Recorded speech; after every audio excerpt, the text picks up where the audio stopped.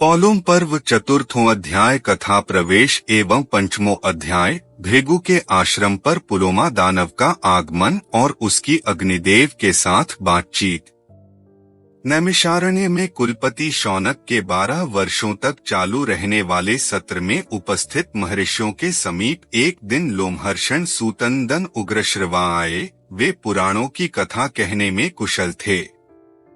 वे पुराणों के ज्ञाता थे। उन्होंने पुराण विद्या में बहुत परिश्रम किया था। वे नैमिषारण्यवासी महर्षियों से हाथ जोड़कर बोले, पूज्यपाद महर्षिगण, आप लोग क्या सुनना चाहते हैं? मैं किस प्रसंग पर बोलूं?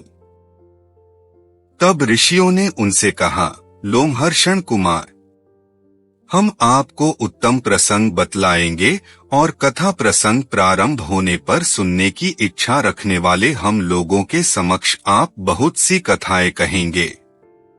किंतु पूज्यपाद कुलपति भगवान शौनक अभी अग्नि की उपासना में संलग्न हैं। वे देवताओं और असुरों से संबंध रखने वाली बहुत सी दिव्य कथाएं जानते हैं। मनुष्यों, नागों तथा गंधर्वों की कथाओं से भी सर्वथा परिचित हैं। सूत नंदन, वे विद्वान कुलपति विप्रवर शौनक जी इस यज्ञ में उपस्थित हैं। वे चतुर, उत्तम व्रतधारी तथा बुद्धिमान हैं। शास्त्र, श्रुति, स्मृति, इतिहास, पुराण तथा आरण्यक, बृहदारण्य आदि के तो वे आचार्य ही हैं। वे सदा सत्य बोलने वाले, मन और इंद्रियों के संयम में तत्पर, तपस्वी और नियम पूर्वक व्रत को निभाने वाले हैं। वे हम सभी लोगों के लिए सम्माननीय हैं। अतः जब तक उनका आना न हो तब तक प्रतीक्षा कीजिए। गुरुदेव शौनक जब तक यहाँ उत्तम आसन पर विराजमान हो जाए, उस समय वे द्विज श्रेष्ठ आपसे जो कुछ पूछें, उसी प्रसंग को लेकर आप बोलिएगा। उग्रश्रवा जी ने कहा, एवंस्तु, ऐसा ही होगा। गुरुदेव महात्मा शौनक जी के बैठ जाने पर उन्हीं के पूछने के अनुसार मैं नाना प्रकार की पुण्यदायिनी कथाएं कहूँगा। तदंतर विप्रशिरोमणि शौनक जी क्रमशः सब कार्यों की विधिपूर्वक संपादन करके वैदिक स्तुतियों द्वारा देवताओं को और जल की अंजलि द्वारा पितरों को तृप्त करने के पश्चात उस स्थान पर आए जहाँ उत्तम व्रतधारी सिद्ध ब्रह्मऋषिगण यज्ञ मंडप में सूत जी को आगे विराजमान करके सुखपूर्वक बैठे थे। ऋतिव्जों और सदस्यों के बैठ जाने पर कुलपति शौनक जी भी वहां बैठे और इस प्रकार बोले। शौनक जी ने कहा, तात लोमहर्षण कुमार, पूर्व काल में क्या आपने भी उन सब का अध्ययन किया है? पुराण में दिव्य कथाएं वर्णित हैं। परम बुद्धिमान राजऋषियों और ब्रह्मऋषियों के आदि वंश भी बताए गए हैं, जिनको पहले हमने आपके पिता के मुख से सुना है। उनमें से प्रथम तो मैं भृगुवंश सुनना चाहता हूँ, अतः आप इसी से संबंध रखने वाली कथा कहिए। हम सब लोग आपकी कथा सुनने के लिए सर्वथा उद्यत हैं। सूत पुत्र उग्रश्रवा जी ने कहा, भृगु नंदन, वैशंपायन आदि श्रेष्ठ ब्राह्मणों और महात्मा द्विजवरों ने पूर्व काल में जो पुराण भली भांति पढ़ा था और उन विद्वानों ने जिस प्रकार पुराण का वर्णन किया है, वह सब मुझे ज्ञात है। मेरे पिता ने जिस पुराण विद्या का भली भांति अध्ययन किया था, वह सब मैंने उन्हीं के मुख से पढ़ी और सुनी है। भृगु नंदन, आप पहले उस सर्वश्रेष्ठ भृगुवंश का वर्णन सुनिए जो देवता, इंद्र, ऋषि और मरुद गणों का परिचय देता हूँ। यह परिचय अद्भुत एवं युक्तियुक्त तो होगा ही, पुराणों के आश्रय से भी संयुक्त होगा। हमने सुना है कि स्वयंभू ब्रह्मा जी ने वरुण के यज्ञ में महर्षि भगवान भृगु को अग्नि से उत्पन्न किया था। भृगु के अत्यंत प्रिय पुत्र च्यवन हुए, जिन्हें भार्गव भी कहते हैं। च्यवन के पुत्र का नाम प्रमति था, जो बड़े धर्मात्मा हुए। प्रमति के घृताची नामक अप्सरा के गर्भ से रुरु नामक पुत्र का जन्म हुआ। रुरु के पुत्र शुनक थे, जिनका जन्म प्रमदवरा के गर्भ से हुआ था। शुनक वेदों के पारंगत विद्वान और धर्मात्मा थे। वे आपके पूर्व पितामह थे। वे तपस्वी, यशस्वी, शास्त्रज्ञ तथा ब्रह्मवेत्ताओं में श्रेष्ठ थे। धर्मात्मा, सत्यवादी और मन इंद्रियों को वश में रखने वाले थे। उनका आहार विहार नियमित था। शौनक जी बोले, सूत पुत्र, मैं पूछता हूँ कि महात्मा भार्गव का नाम च्यवन कैसे प्रसिद्ध हुआ, यह मुझे बताइए। उग्रश्रवा जी ने कहा, महामुने, भृगु की पत्नी का नाम पुलोमा था। वह अपने पति को बहुत ही प्यारी थी। उसके उदर में भृगुजी के वीर्य से उत्पन्न गर्भ पल रहा था। भृगुवंश शिरोमणे। पुलोमा यशस्वी भृगु की अनुकूलशील स्वभाव वाली धर्म पत्नी थी। उसकी कुक्षी में उस गर्भ के प्रकट होने पर एक समय धर्मात्माओं में श्रेष्ठ भृगुजी स्नान करने के लिए आश्रम से बाहर निकले। उस समय एक राक्षस, जिसका नाम भी पुलोमा था, उनके आश्रम पर आया। आश्रम में प्रवेश करते ही उसकी दृष्टि महर्षि भृगु की पतिव्रता पत्नी पर पड़ी और वह कामदेव के वशीभूत हो अपनी सुध बुध खो बैठा। सुंदरी पुलोमा ने उस राक्षस को अभ्यागत मानकर वन के फल फूल आदि से उसका सत्कार करने के लिए उसे न्योता दिया। ब्राह्मण, वह राक्षस काम से पीड़ित हो रहा था। उस समय उसने वहां पुलोमा को अकेली देख बड़े हर्ष का अनुभव किया, क्योंकि वह सती साध्वी पुलोमा को हर ले जाना चाहता था। मन में उस शुभ लक्षणा सती के अपहरण की इच्छा रखकर वह प्रसन्नता से फूल उठा और मन ही मन बोला, मेरा तो काम बन गया। पवित्र मुस्कान वाली पुलोमा को पहले उस पुलोमा नामक राक्षस ने वरण किया था। बाल्यावस्था में पुलोमा रो रही थी। उसके रोदन की निवृत्ति के लिए पिता ने डराते हुए कहा, रे राक्षस, तू इसे पकड़ ले। घर में पुलोमा राक्षस पहले से ही छिपा हुआ था। उसने मन ही मन वरण कर लिया, यह मेरी पत्नी है। बात केवल इतनी ही थी। इसका अभिप्राय यह है कि हंसी खेल में भी या डांटने डपटने के लिए भी बालकों से ऐसी बात नहीं कहनी चाहिए और राक्षस का नाम भी नहीं रखना चाहिए। किंतु पीछे उसके पिता ने शास्त्र विधि के अनुसार महर्षि भृगु के साथ उसका विवाह कर दिया। भृगु नंदन। उसके पिता का वह अपराध राक्षस के हृदय में सदा कांटे सा कसकता रहता था। यही अच्छा मौका है, ऐसा विचार कर उसने उस समय पुलोमा को हर ले जाने का पक्का निश्चय कर लिया। इतने ही में राक्षस ने देखा, अग्निहोत्र गृह में अग्निदेव प्रज्वलित हो रहे हैं। तब पुलोमा ने उस समय उस प्रज्वलित पावक से पूछा, अग्निदेव, मैं सत्य की शपथ देकर पूछता हूँ, बताओ यह किसकी पत्नी है? पावक, तुम देवताओं के मुख हो, अतः मेरे पूछने पर ठीक ठीक बताओ। पहले तो मैंने ही इस सुंदरी को अपनी पत्नी बनाने के लिए वरण किया था, किंतु बाद में असत्य व्यवहार करने वाले इसके पिता ने भृगु के साथ इसका विवाह कर दिया। यदि यह एकांत में मिली हुई सुंदरी भृगु की भार्या है तो वैसी बात सच सच बता दो, क्योंकि मैं इसे इस आश्रम से हर ले जाना चाहता हूँ। वह क्रोध आज मेरे हृदय को दग्ध सा कर रहा है। इस सुमध्यमा को, जो पहले मेरी भार्या थी, भृगु ने अन्यायपूर्वक हड़प लिया है।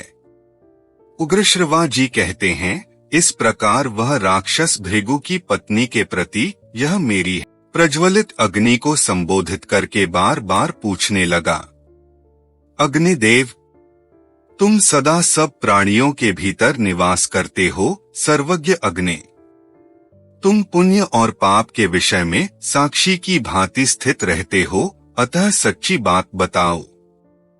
असत्य बर्ताव करने वाले भृगु ने, जो पहले मेरी ही थी, उस भार्या का अपहरण किया है। यदि यह वही है तो वैसी बात ठीक ठीक बता दो। सर्वज्ञ अग्निदेव, तुम्हारे मुख से सब बातें सुनकर मैं भृगु की इस भार्या को तुम्हारे देखते देखते इस आश्रम से हर ले जाऊंगा, इसलिए मुझसे सच्ची बात कहो। उग्रश्रवाजी कहते हैं, राक्षस की यह बात सुनकर ज्वालामी 7 जिह्वाओं वाले अग्निदेव बहुत दुखी हुए। एक ओर वे झूठ से डरते थे तो दूसरी ओर भृगु के शाप से, अतः धीरे से इस प्रकार बोले। अग्निदेव बोले, दानव नंदन, इसमें संदेह नहीं कि पहले तुम ही ने इस पुलोमा का वरण किया था, किंतु विधि पूर्वक मंत्रोच्चारण करते हुए इसके साथ तुमने विवाह नहीं किया था। पिता ने तो यह यशस्विनी पुलोमा भृगु को ही दी है। तुम्हारे वरण करने पर भी इसके महायशस्वी पिता तुम्हारे हाथ में इसे इसलिए नहीं देते थे कि उनके मन में तुमसे श्रेष्ठ वर मिल जाने का लोभ था। दानव, तदंतर महर्षि भृगु ने मुझे साक्षी बनाकर वेदोक्त क्रिया द्वारा विधिपूर्वक इसका पाणिग्रहण किया था। यह वही है, ऐसा मैं जानता हूँ।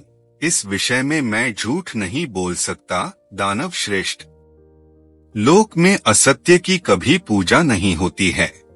उग्रश्रवाजी कहते हैं, ब्राह्मण, अग्नि का यह वचन सुनकर उस राक्षस ने वराह का रूप धारण करके मन और वायु के समान वेग से उसका अपहरण किया।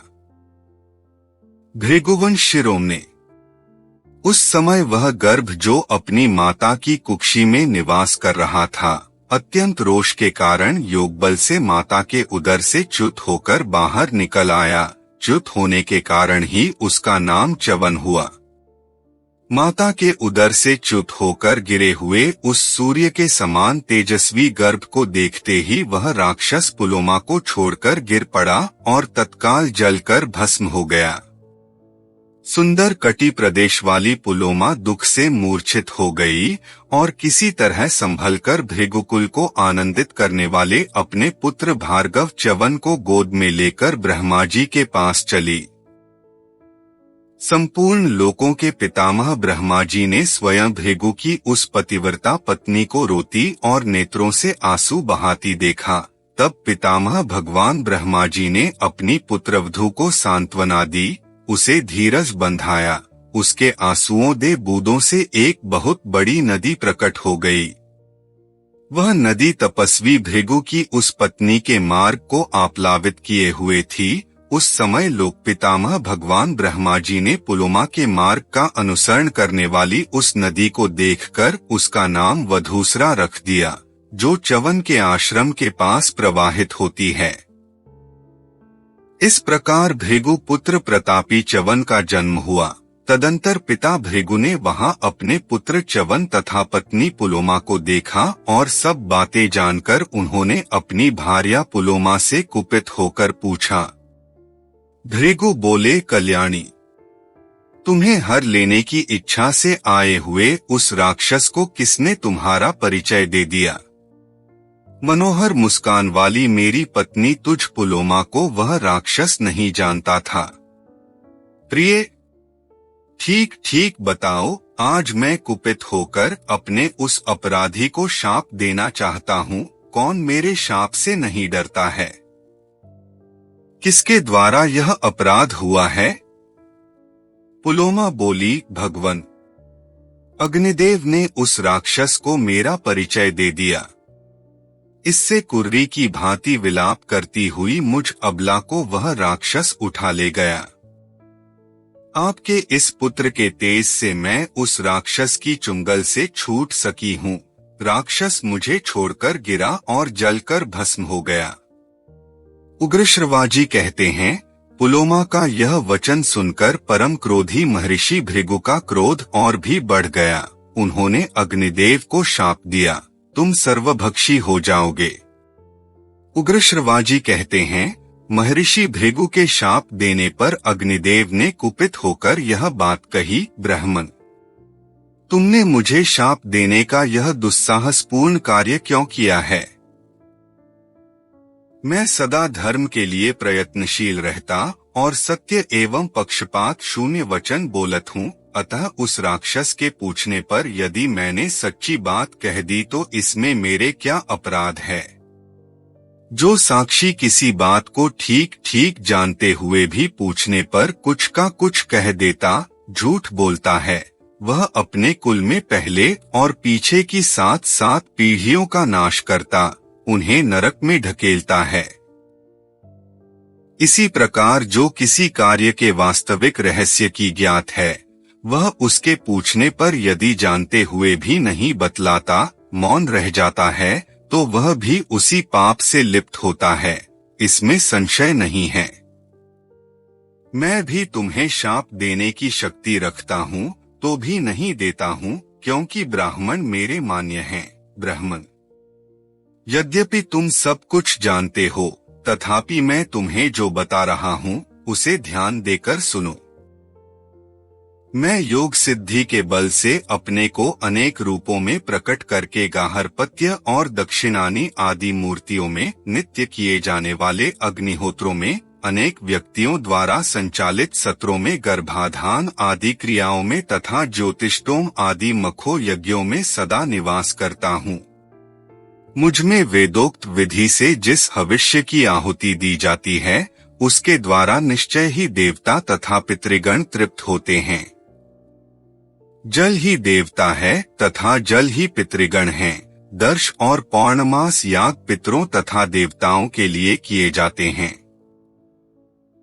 अतः देवता पितर हैं और पितर ही देवता हैं। विभिन्न पर्वों पर ये दोनों एक रूप में भी पूजे जाते हैं और पृथक पृथक भी।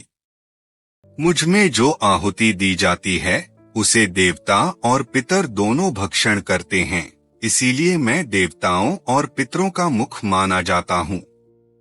अमावस्या को पितरों के लिए और पूर्णिमा को देवताओं के लिए मेरे मुख से ही आहुति दी जाती है, और उस आहुति के रूप में प्राप्त हुए हविष्य वे देवता और पितर उपभोग करते हैं। सर्वभक्षी होने पर मैं इन सब का मुंह कैसे हो सकता हूँ? उग्रश्रवाजी कहते हैं, महरीक्षियों, तदंतर अग्निदेव ने कुछ सोच विचार कर द्विजों के अग्निहोत्र, यज्ञ, सत्र तथा संस्कार संबंधी क्रियाओं में से अपने आप को समेट लिया। फिर तो अग्नि के बिना प्रजाकार, वषटकार, स्वधा और स्वाहा आदि से वंचित होकर अत्यंत दुखी हो गई। तब महर्षि गण अत्यंत उद्विग्न हो देवताओं के पास जाकर बोले, पापरहित देवगण, अग्नि के अदृश्य हो जाने से अग्निहोत्र आदि संपूर्ण क्रियाओं का लोप हो गया है। इससे तीनों लोकों के प्राणी किंकर्तव्य विमूढ़ हो गए हैं। अतः इस विषय में जो आवश्यक कर्तव्य हो, उसे आप लोग करें। इसमें अधिक विलंब नहीं होना चाहिए। तत्पश्चात ऋषि और देवता ब्रह्मा जी के पास गए और अग्नि को जो शाप मिला था एवं अग्नि ने संपूर्ण क्रियाओं से जो अपने आप को समेटकर अदृश्य कर लिया था, वह सब समाचार निवेदन करते हुए बोले, महाभाग, किसी कारणवश महर्षि भृगु ने अग्निदेव को सर्वभक्षी होने का शाप दे दिया है, किंतु वे संपूर्ण देवताओं के मुख, यज्ञ भाग के अग्रभोक्ता तथा संपूर्ण लोकों में दी हुई आहुतियों का उपभोग करने वाले होकर भी सर्वभक्षी कैसे हो सकेंगे? देवताओं तथा ऋषियों की बात सुनकर विश्वविधाता ब्रह्मा जी ने प्राणियों को उत्पन्न करने वाले अविनाशी अग्नि को बुलाकर मधुर वाणी में कहा, हुताशन, यहाँ समस्त लोकों के सृष्टा और संहारक तुम ही हो। तुम ही तीनों लोकों को धारण करने वाले हो। संपूर्ण क्रियाओं के प्रवर्तक भी तुम ही हो। अतः लोकेश्वर, तुम ऐसा करो जिससे अग्निहोत्र आदि क्रियाओं का लोप न हो। तुम सबके स्वामी होकर भी इस प्रकार मूढ़ मोहग्रस्त कैसे हो गए? तुम संसार में सदा पवित्र हो। समस्त प्राणियों की गति भी तुम ही हो। तुम सारे शरीर से सर्वभक्षी नहीं होगे। अग्निदेव, तुम्हारे अपान देश में जो ज्वालाएं होंगी, वे ही सब कुछ भक्षण करेंगी। इसके सिवा जो तुम्हारी क्रव्याद मूर्ति है, कच्चा मांस या मुर्दा जलाने वाली जो चिता की आग है, वही सब कुछ भक्षण करेगी। जैसे सूर्य की किरणों से स्पर्श होने पर सब वस्तुएं शुद्ध मानी जाती है, उसी प्रकार तुम्हारी ज्वालाओं से दग्ध होने पर सब कुछ शुद्ध हो जाएगा। अग्निदेव, तुम अपने प्रभाव से ही प्रकट हुए उत्कृष्ट तेज हो, अतः विभो, अपने तेज से ही महर्षि के उस शाप को सत्य कर दिखाओ और अपने मुख में आहुति के रूप में पड़े हुए देवताओं के तथा अपने भाग को भी ग्रहण करो। उग्रश्रवाजी कहते हैं, यह सुनकर अग्निदेव ने पितामह ब्रह्मा जी से कहा, एवं स्तु ऐसा ही हो। यूं कहकर वे भगवान ब्रह्मा जी के आदेश का पालन करने के लिए चल दिए। इसके बाद देवऋषिगण अत्यंत प्रसन्न हो, जैसे आए थे वैसे ही चले गए। फिर ऋषि महर्षि भी अग्निहोत्र आदि संपूर्ण कर्मों का पूर्ववत पालन करने लगे। देवता लोग स्वर्ग लोक में आनंदित हो गए और इस लोक के समस्त प्राणी भी बड़े प्रसन्न हुए। साथ ही शापजनित पाप कट जाने से अग्निदेव को भी बड़ी प्रसन्नता हुई। इस प्रकार पूर्व काल में भगवान अग्निदेव को महर्षि भृगु से शाप प्राप्त हुआ था। यही अग्निशाप संबंधी प्राचीन इतिहास है। पुलोमा राक्षस के विनाश और च्यवन मुनि के जन्म का वृत्तांत भी यही है। उग्रश्रवाजी कहते हैं, ब्राह्मण, भृगु पुत्र च्यवन ने अपनी पत्नी सुकन्या के गर्भ से एक पुत्र को जन्म दिया, जिसका नाम प्रमति था। महात्मा प्रमति बड़े तेजस्वी थे। फिर प्रमति ने धृताची अप्सरा से रुरु नामक पुत्र उत्पन्न किया तथा रुरु के द्वारा प्रमदवरा के गर्भ से शुनक का जन्म हुआ। महाभाग शौनक जी, आप शुनक के ही पुत्र होने के कारण शौनक कहलाते हैं। शुनक महान सत्वगुण से संपन्न तथा संपूर्ण भृगुवंश का आनंद बढ़ाने वाले थे। वे जन्म लेते ही तीव्र तपस्या में संलग्न हो गए। इससे उनका अविचल यश सब और फैल गया। ब्राह्मण, मैं महातेजस्वी रुरु के संपूर्ण चरित्र का विस्तार पूर्वक वर्णन करूंगा, वह सब का सब आप सुनिए। पूर्व काल में स्थूलकेश नाम से विख्यात एक तप और विद्या से संपन्न महर्षि थे, जो समस्त प्राणियों के हित में लगे रहते थे। विप्रशे, इन्हीं महर्षि के समय की बात है। गंधर्वराज विश्वावसु ने मेनका के गर्भ से एक संतान उत्पन्न की। भृगु नंदन मेनका अप्सरा ने गंधर्वराज द्वारा स्थापित किए हुए उस गर्भ को समय पूरा होने पर स्थूलकेश मुनि आश्रम के निकट जन्म दिया। ब्राह्मण, निर्दय और निर्लज्ज मेनका अप्सरा उस नवजात गर्भ को वहीं नदी के तट पर छोड़कर चली गई।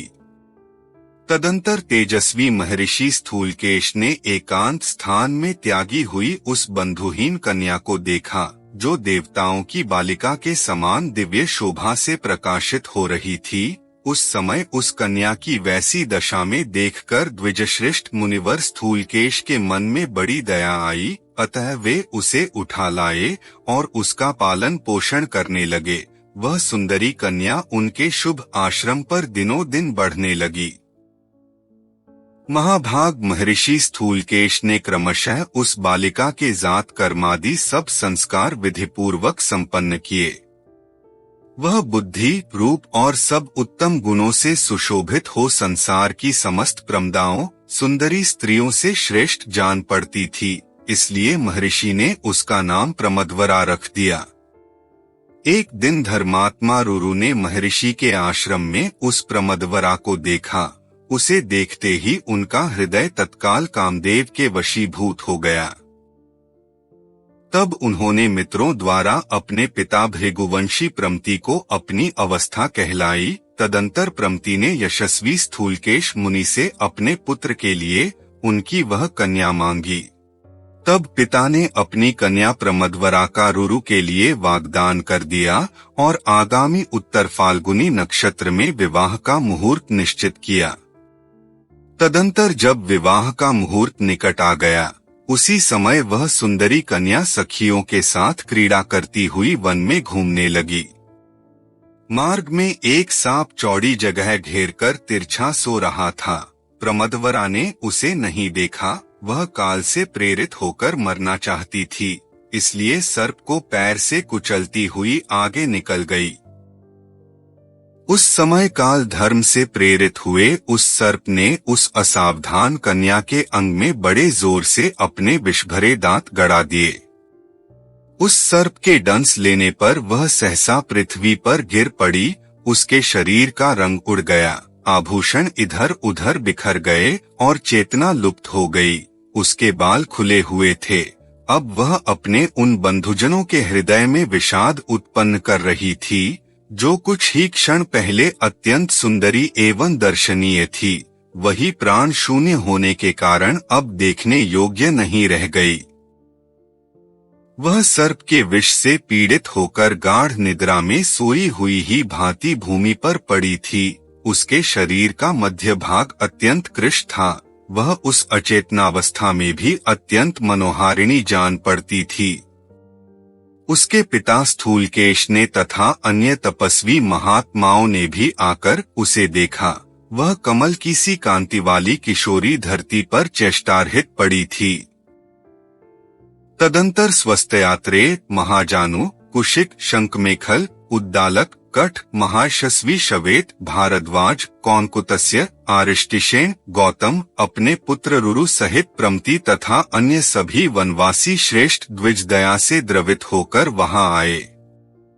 वे सब लोग उस कन्या को सर्प के विष से पीड़ित हो प्राण शून्य हुई देख करुणावश रोने लगे। रुरु तो अत्यंत आर्त होकर वहां से बाहर चला गया और शेष सभी द्विज उस समय वहीं बैठे रहे। उग्रश्रवाजी कहते हैं, शौनक जी, वे ब्राह्मण प्रमदवरा के चारों ओर वहां बैठे थे। उसी समय रुरु अत्यंत दुखित हो गहन वन में जाकर जोर जोर से रुदन करने लगा।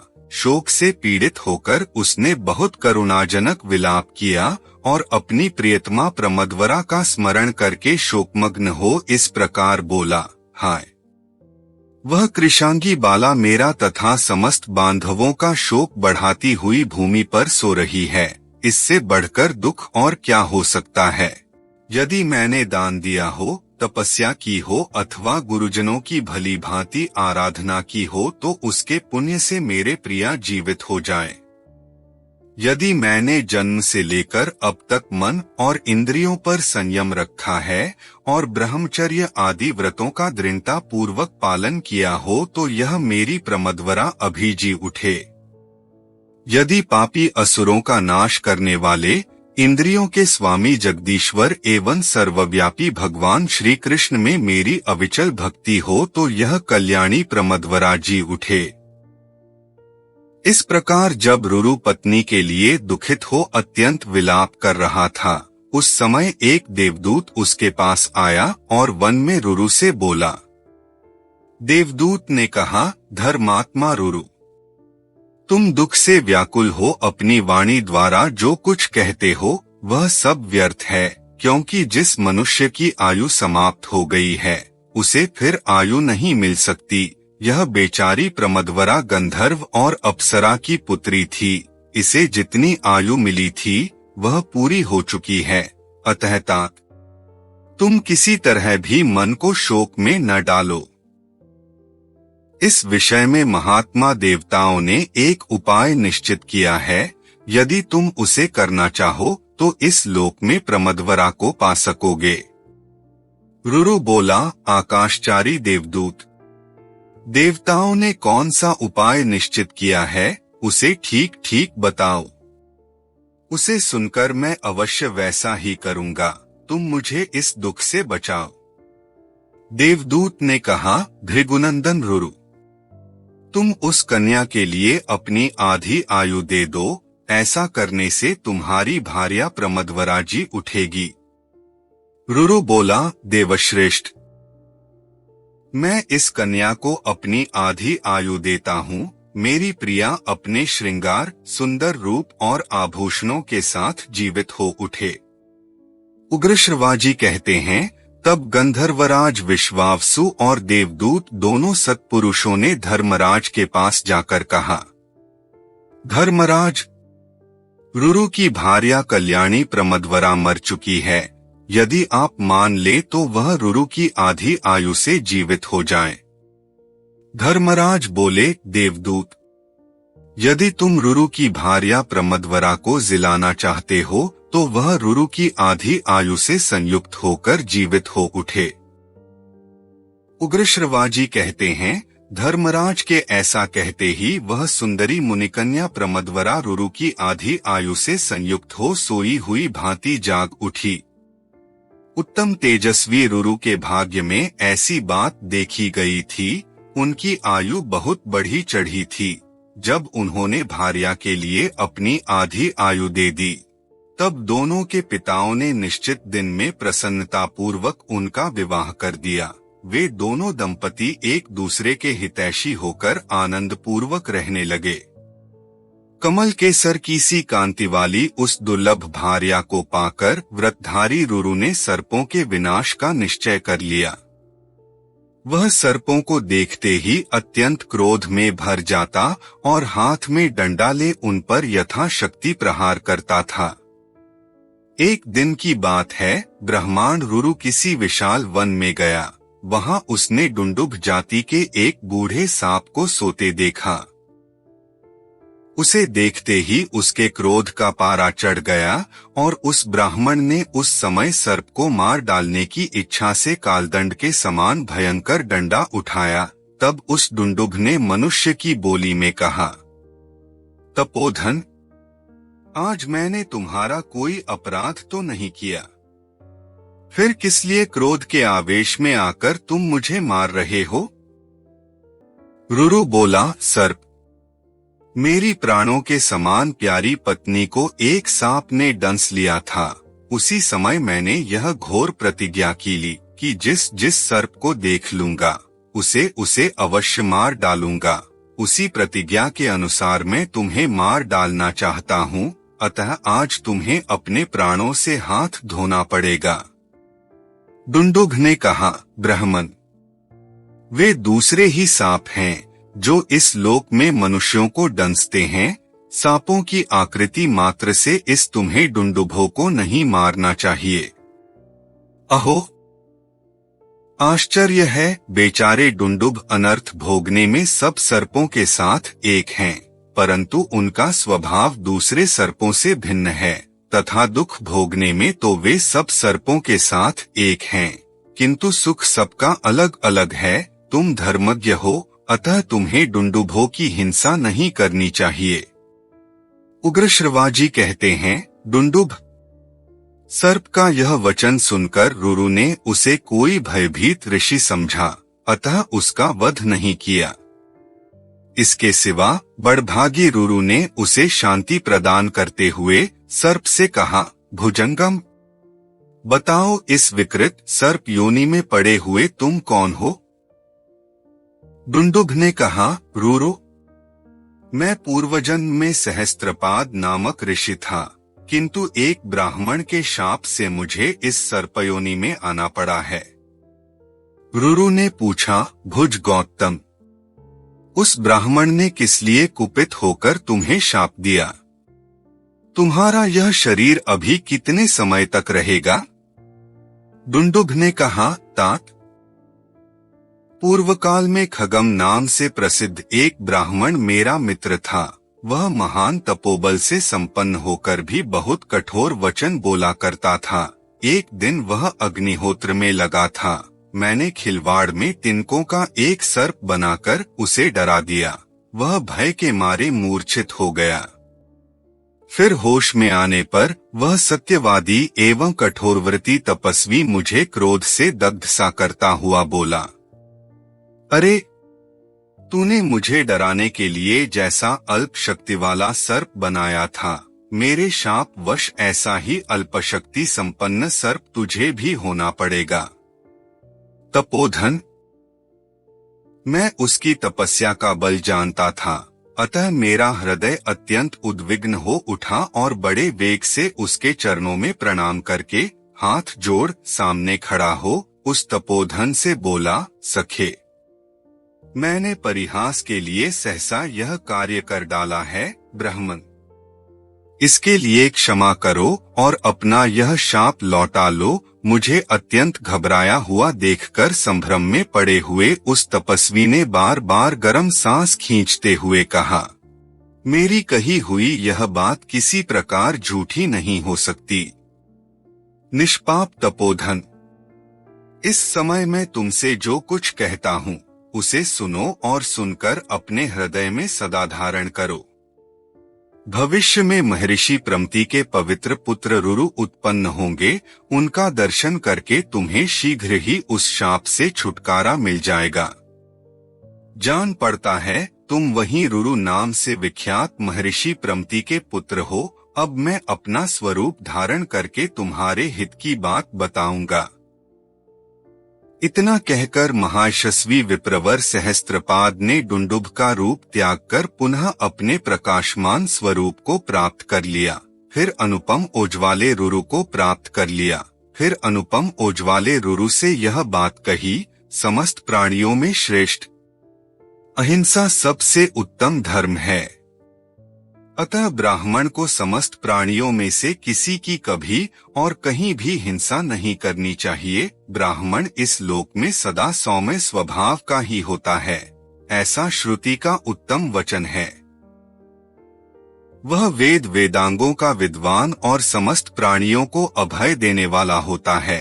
अहिंसा, सत्य भाषण, क्षमा और वेदों का स्वाध्याय निश्चय ही ये ब्राह्मण के उत्तम धर्म हैं। क्षत्रिय का जो धर्म है वह तुम्हारे लिए अभीष्ट नहीं है।